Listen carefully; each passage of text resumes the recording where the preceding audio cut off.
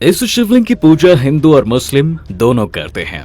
मित्रों, भारत में एक ऐसा मंदिर है जहां पर हिंदू और मुस्लिम एक साथ पूजा और इबादत करते हैं। एक तरफ कुरान पढ़ी जाती है तो दूसरी तरफ गूंजती है भगवान शिव की आरती। आज इस वीडियो में उत्तर प्रदेश के उस मंदिर के बारे में जानेंगे जहां पर मुस्लिम भी भगवान शिव की भक्ति में लीन हो जाते हैं। लेकिन इस मंदिर के बारे में जानने से पहले हम थोड़ा सा महमूद गजनवी के बारे में जान लेते हैं, क्योंकि इसी के आक्रमणों के नतीजे ये हिंदू मुस्लिम एक साथ में पूजा और इबादत करने लगे। दोस्तों, महमूद गजनवी का जन्म 2 नवंबर 971 ईस्वी में हुआ था। जिस समय गजनवी का राज्यारोहण हुआ था उस समय उसकी उम्र 27 साल ही थी। महमूद बचपन से इस्लाम धर्म को पूरे वर्ल्ड में फैलाना चाहता था। बता दें कि महमूद को एशिया के महानतम मुस्लिम शासकों में से एक माना जाता है। महमूद के राज्यों का विस्तार इराक तथा कैस्पियन सागर से गंगा तक फैला हुआ था। महमूद गजनवी बचपन से ही बहुत महत्वाकांक्षी था। ऐसा कहा जाता था कि महमूद ने प्रतिज्ञा की थी कि वो हर साल भारत के काफिरों पर आक्रमण करेगा, यानी जो मुस्लिम धर्म नहीं मानते हैं उन्हें चैन से जीने नहीं देगा।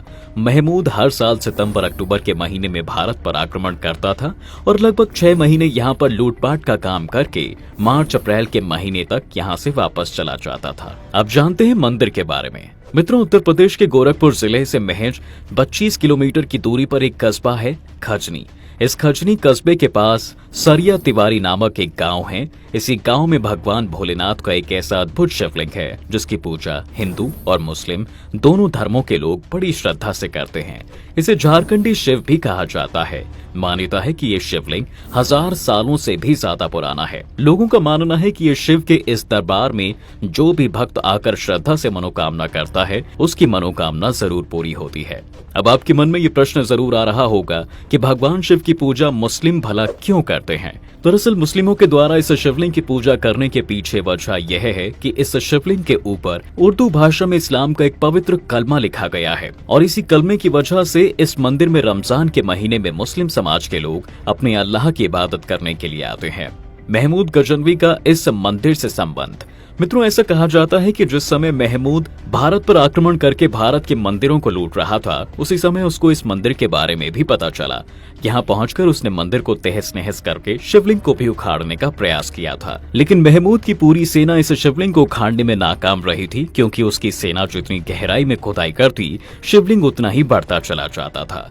शिवलिंग को उखाड़ने में नाकाम होने के बाद गजनवी ने इस शिवलिंग पर कलमा खुदवा दिया। महमूद गजनवी के द्वारा इस अद्भुत शिवलिंग पर कलमा खुदवाने का एकमात्र उद्देश्य यही था कि हिंदू समुदाय के लोग इस शिवलिंग की पूजा ना कर सकें।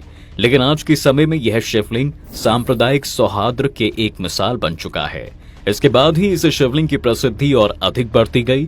तभी से सावन माह में हर वर्ष यहाँ मेले का आयोजन किया जाता है और हजारों की संख्या में भक्त भगवान शिव की पूजा करने यहाँ पर आते हैं। इस मंदिर के पास ही एक तालाब है और माना जाता है कि एक बार इस पोखर में स्नान करने से एक राजा का कुष्ठ रोग ठीक हो गया था। तभी से इस पोखर की मान्यता अधिक बढ़ती चली गई, जिसमें कुष्ठ रोगी व चर्म रोग से पीड़ित व्यक्ति 5 मंगलवार और रविवार को इस पोखर में स्नान कर ज्यादा से ज्यादा लाइक और शेयर करना बिल्कुल ना भूलें। और अगर आप हमारे पेज पर नए हैं तो आप हमारे पेज को फॉलो जरूर करें, ताकि ऐसे ही यूनिक कंटेंट आप रोजाना पा सकें। धन्यवाद।